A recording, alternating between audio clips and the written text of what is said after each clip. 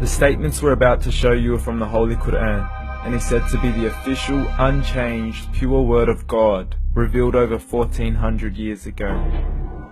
Claiming to be the word of God is a heavy statement, and without proof, or if a single contradiction is found within the book, the apparent word of God will be proven false. So without further ado, let's put the book to the test.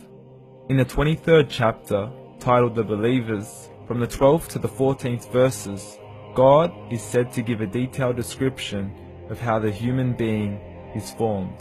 It begins by saying, "We then placed him as a sperm drop in a place of settlement, firmly fixed. Then we made the drop into a alaqa." We will translate this word very soon. "And then we changed the alaqa into a lump. Then we made out of that lump into bones. And then we clothed the bones with flesh. Then we caused him to grow and come into being and attain the definitive human form." In the 21st century, we can now safely say that this verse is clearly describing the process of human development in correct chronological order. However, what we should be paying attention to in particular is the second stage, referring to the development of the embryo. The specific word used to describe the embryo in this verse is the word alaqa. The word alaqa, when translated into English, can mean three separate things.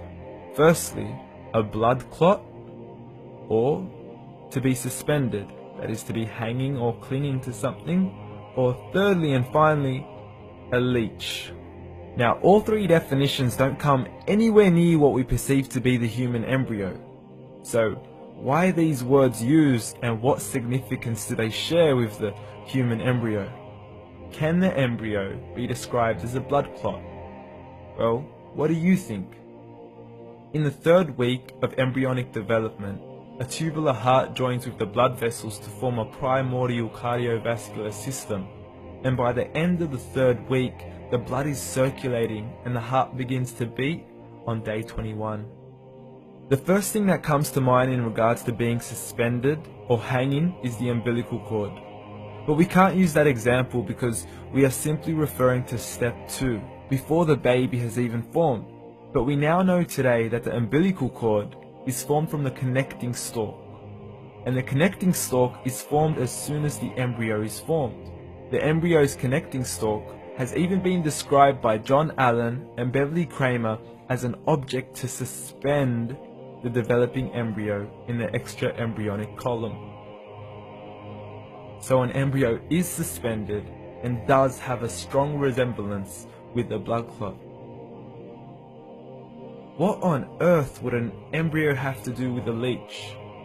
Figure A shows the structure of an embryo at 25 days. Figure B shows a leech. Now please note once again that the embryo in this stage is no greater than the size of a kernel of wheat. This is an X-ray of the embryo at 22 days. This is the internal structure of a leech. It's mind-blowing stuff, but you still haven't seen anything yet. This is the head of the embryo at 22 days.